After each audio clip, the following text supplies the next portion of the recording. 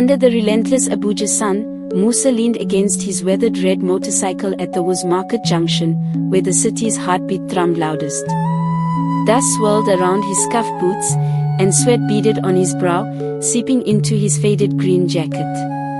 At 23, Musa was a speck in the sea of Okada riders, ferrying passengers through the capital's chaotic veins for meager naira.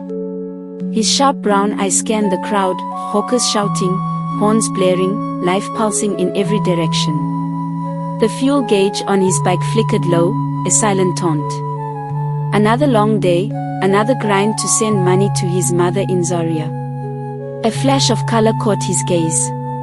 A woman strode toward him, waving with purpose. She was a vision, tall, her curves accentuated by a fitted Ankara dress in fiery red and gold, the fabric catching the sunlight like a flame. Her braided hair swayed with each confident step, and her smile was a beacon through the market's clamor. Area 11, sharp sharp, she called, her voice smooth yet commanding. You fit do in 15 minutes. Musa's fatigue melted into a grin. Auntie, for you, I go fly. He handed her a spare helmet, catching her name, Chinelo, as she spoke into her phone, her presence already shifting the weight of his day. Under the relentless Abuja sun, Musa leaned against his weathered red motorcycle at the Wuse Market junction, where the city's heartbeat thrummed loudest. Dust swirled around his scuffed boots, and sweat beaded on his brow, seeping into his faded green jacket. At 23, Musa was a speck in the sea of Okada riders, ferrying passengers through the capital's chaotic veins for meager naira. His sharp brown eyes scanned the crowd, hawkers shouting, horns blaring, life pulsing in every direction. The fuel gauge on his bike flickered low, a silent taunt. Another long day, another grind to send money to his mother in Zaria. A flash of color caught his gaze. A woman strode toward him, waving with purpose. She was a vision, tall, her curves accentuated by a fitted Ankara dress in fiery red and gold, the fabric catching the sunlight like a flame. Her braided hair swayed with each confident step, and her smile was a beacon through the market's clamor.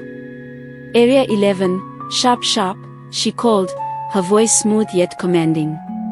You fit do in 15 minutes. Musa's fatigue melted into a grin. Auntie, for you, I go fly. He handed her a spare helmet, catching her name, Chinelo, as she spoke into her phone, her presence already shifting the weight of his day. Dust settled over the Garki motor park, where Okada riders gathered like warriors after battle. Under a flickering street light, bikes stood in a ragged line, their engines cooling. Musa sat on a crate, sharing a cigarette with Sunday, his wiry friend whose gap-toothed grin could light the night. The air was thick with banter and the scent of roasted corn from a nearby vendor. Sunday was mid-story, something about dodging a police van, when Musa's mind drifted to Chinelo's words. Poet. Where comma dis hustle. He stared at the ground, tracing patterns in the dust. Wetin day eat you, Musa? Sunday nudged him.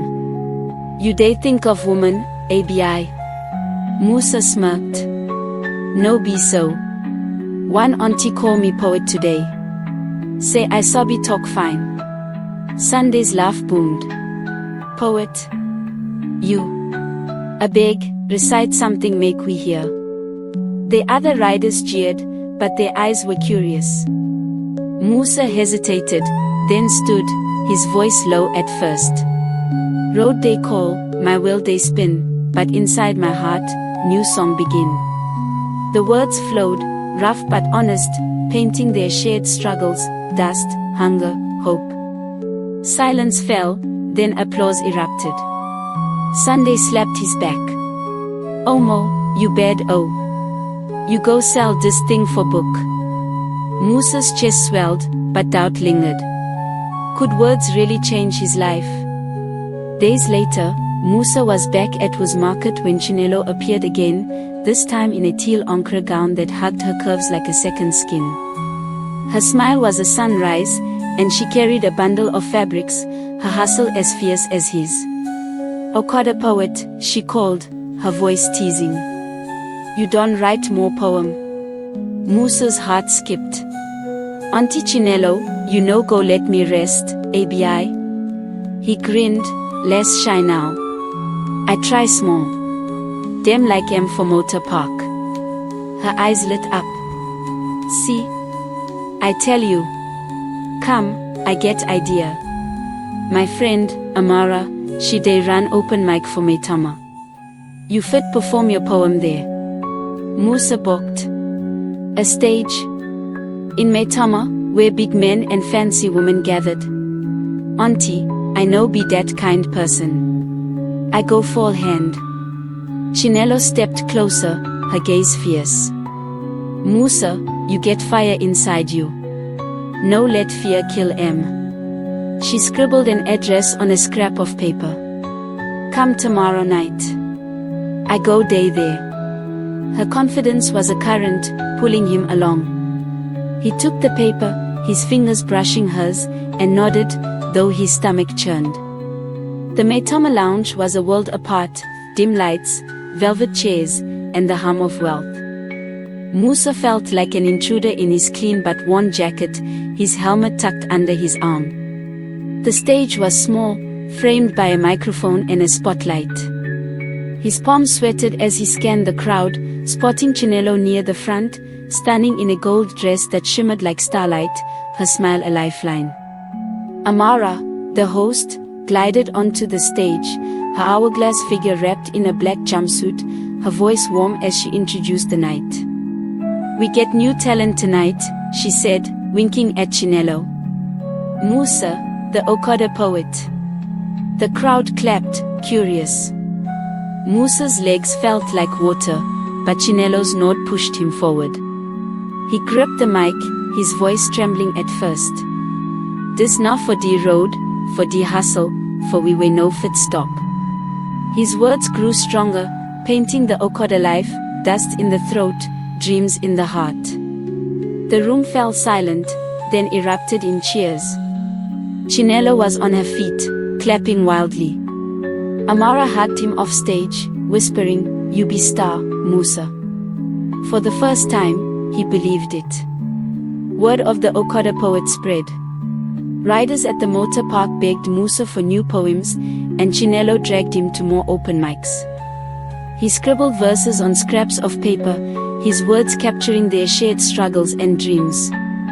One evening, Amara introduced him to a publisher, a wiry man named Mr. Okoye, who offered to print a small chapbook of Musa's poems. You fit inspire plenty people, Okoye said, adjusting his glasses. This now western Nigeria need, voice from the street. Musa's head spun.